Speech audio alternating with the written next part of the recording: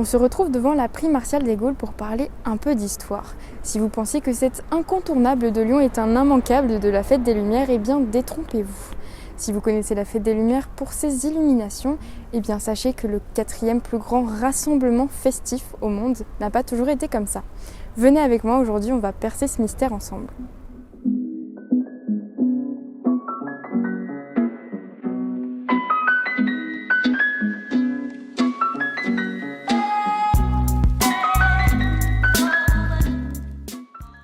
Vous avez peut-être déjà vu des lumières sur les bords des fenêtres des Lyonnais sans comprendre pourquoi.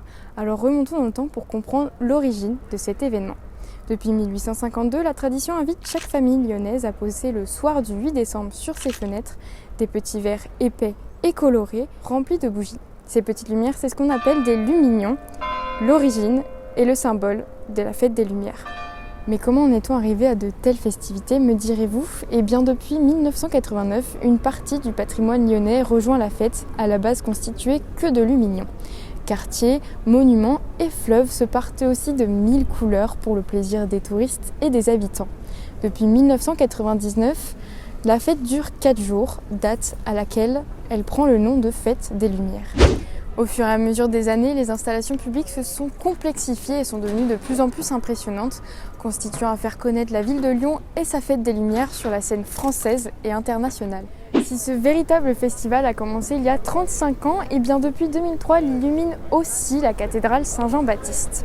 Dans cette vidéo, je vous emmène à bord d'une machine à remonter le temps. Nous partons à la découverte d'une rétrospective des illuminations sur la façade de la cathédrale, illuminée depuis maintenant 21 ans.